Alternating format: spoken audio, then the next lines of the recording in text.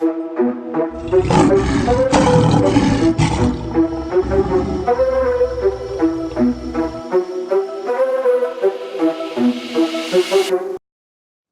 was coming for their inheritance.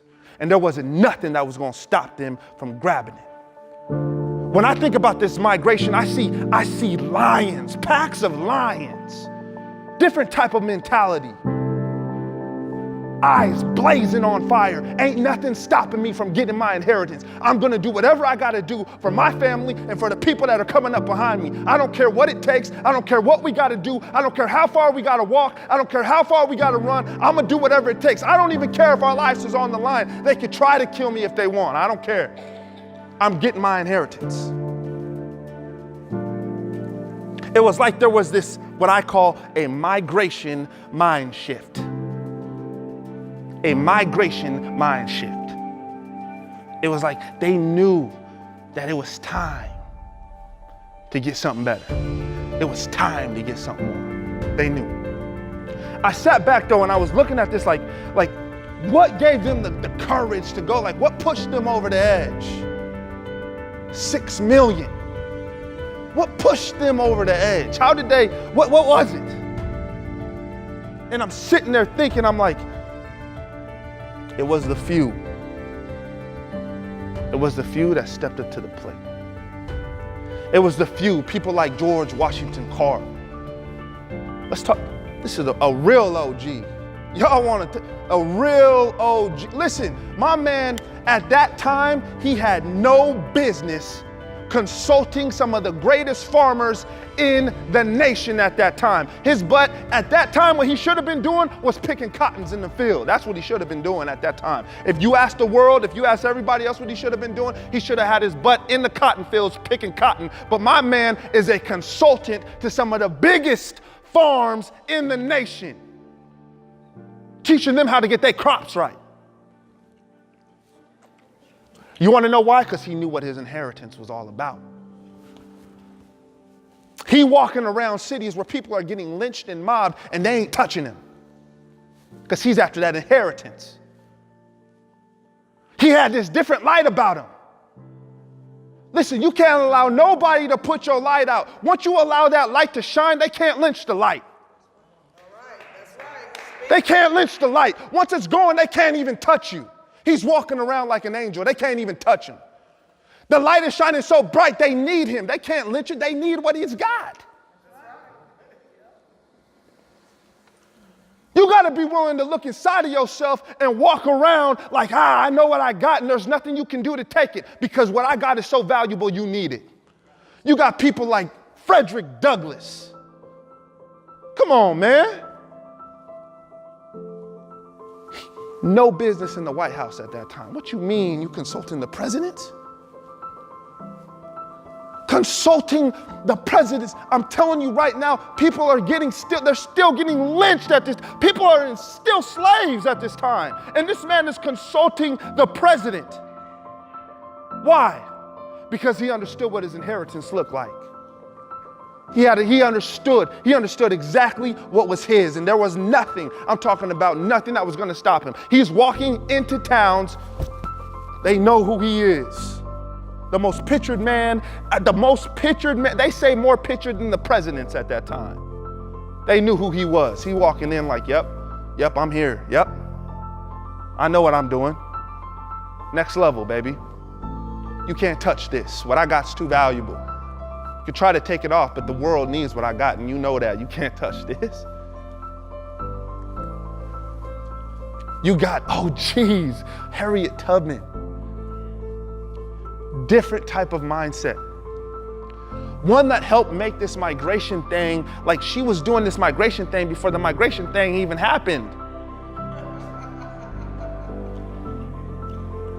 She was doing the migration thing before. Listen. So some of y'all know my grandmama, right? Y'all know my grandmama. So my grandmama, she was a teacher in the Pasco School District. She probably taught some of y'all, all right? Grandma, I love my grandmama. When we was young, when we went over to my grandmama's house, she made sure that we would sit down and she would teach us about a black history. There was no debating it. Like, she was going to be reading them. She had these little books. I'll never forget these little books. She probably still got them, huh? She had these books, and she, hey, y'all, come around here. This is the first thing we did before we did anything. Grandma's house. Come on around. Let me teach you. I heard the story already, Grandma. Now come on over here. She picked out this one about Harriet Tubman. She said, let me tell y'all about Harriet Tubman, you know? She said, see, Harriet Tubman, she understood what her value was. So she risked everything and escaped slavery. Risked everything, escaped up north. And she understood her value so much that she was willing to risk it all to go back and help people that were living below their means.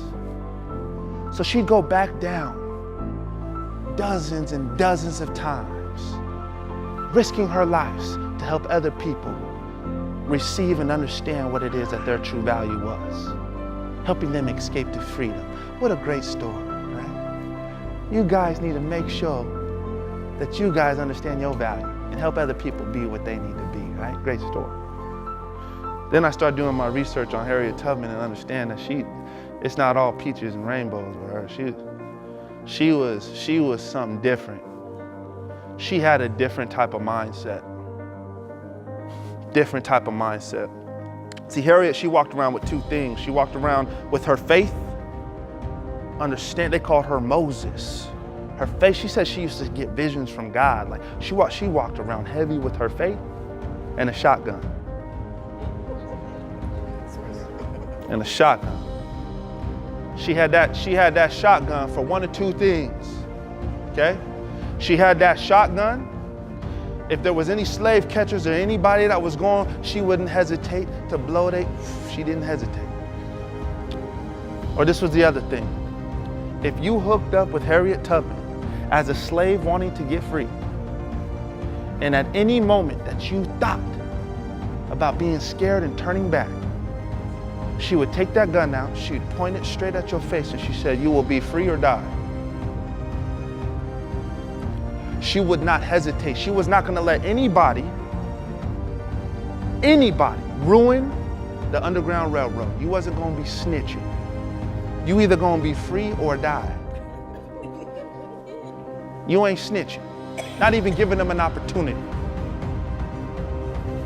You ain't going back. There ain't no going back. See, too often today, we got this mindset where it's okay to go back when our inheritance is too big. They've already done it for us. They've given us all the opportunity that we got, but we sit around and we spit in their face and we don't do what we need to do every single day to make sure that we capitalize it on the inheritance.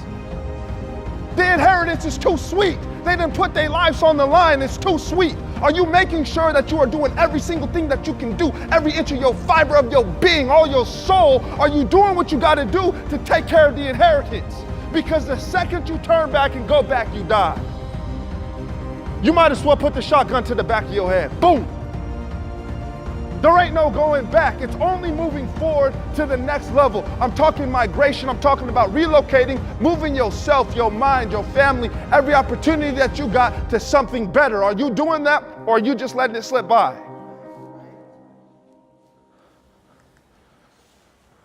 Do you have that migration mindset? Are you really going after the inheritance? Are you really going after the inheritance? It's not just for you.